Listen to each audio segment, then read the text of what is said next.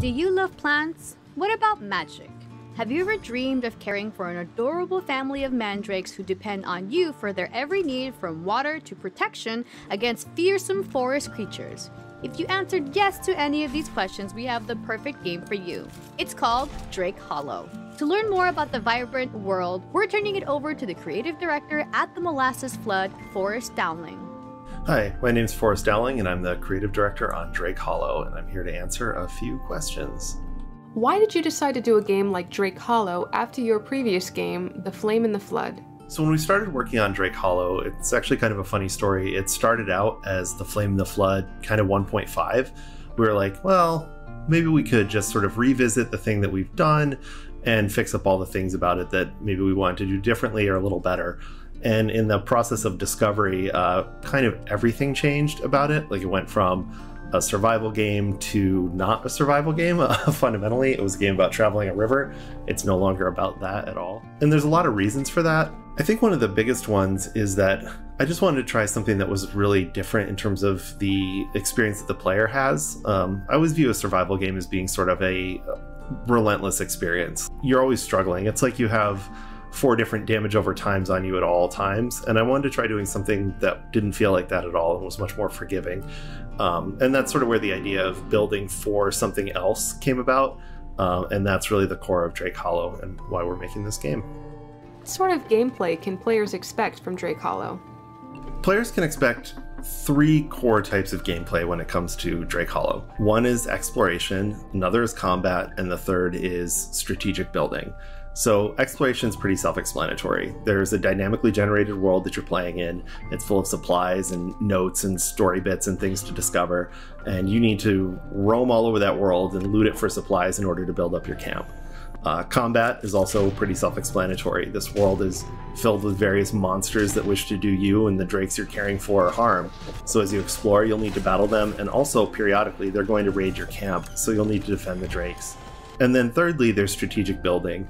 So the drakes themselves are essentially little sims. They need food and water and entertainment and a place to sleep.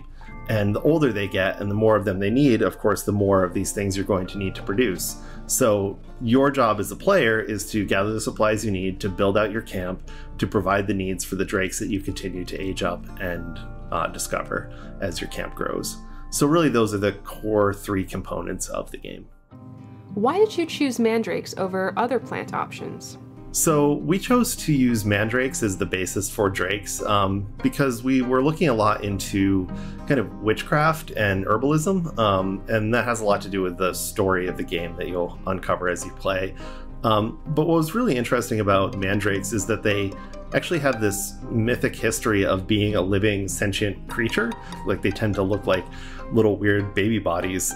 We also wanted to make sure that they were clearly not humanoid or human creatures at all, and that's why we ended up looking at plants in the first place, because we wanted it to really feel like that they had personality, but that they weren't a pet exactly.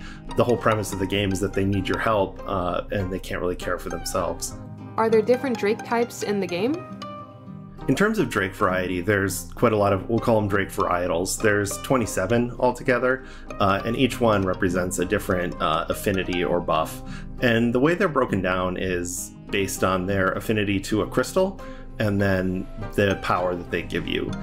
So you'll find a drake and it might have, for example, like a fire affinity or like a lifesteal, like a vampiric drake. And what that means is you can interact with it, receive that buff, and that affects your gameplay. That drives the core of the game, which is you find a drake of a type, or maybe multiple drakes that use the same type of stone. You find the stones, the crystals, to age them up. You decide which ones you value the most and age those up, and then in so doing, grow your camp, allow you to discover more drakes, build more things, and just keep that sort of cycle going. What sort of customization options are available in Drake Hollow? So in terms of customization, we have quite a lot of character customization. We've got a pretty good library of default options to choose from, just in terms of how your character is going to look. And then lots and lots of cosmetic items you can find in the world for your character. And you can find those in any game and carry them through to any other. And that includes visiting a friend to play co-op. Any cosmetics you find, you'll be able to take back into your own game. In terms of your village, You're not really unlocking cosmetics, you're just unlocking new structures over time, and the more your village grows, the more you're going to have to build, and the more options you're going to be able to choose from. As far as drakes go, they have their own look. You age them up over time and that changes their appearance, but their look is really tied to their affinity and what they do, so you can't change that. What are some other weapon types players can use in the game? So in terms of weapon variety, we really wanted to have some fun with it and kind of create some goofy weapons. And the idea is like you're in this sort of magical place and kind of everything does what you want it to. Well, some of my personal favorites, I really like the 8-ball stick shift, just because it's such a cool thing. Like it's from a classic hot rod. It's just, I don't know if anybody even knows what that looks like these days. The other would be like the electric guitar, which if you've got a drake with the electric affinity and have assign that to yourself as a buff, you're swinging around a guitar and it's making guitar sounds and it's blasting everything with electricity and it just looks and feels cool. I also really like our array of ranged weapons. The blunderbuss is probably my favorite just because it's only really useful very close range, but it packs a punch, so it's really nice to use in a pinch. When does Drake Hollow release and what platforms will it be available on? Drake Hollow comes out July 17th, and it's coming to PC on Steam and Windows 10 Store and Xbox One, and it will be available on Game Pass on both PC and Xbox. Thanks so much for the questions, I really appreciate it. Drake Hollow is scheduled to release on July 17th for Xbox One and Steam. For updates, be sure to follow @Molasses Flood on Twitter and wishlist the game on Steam.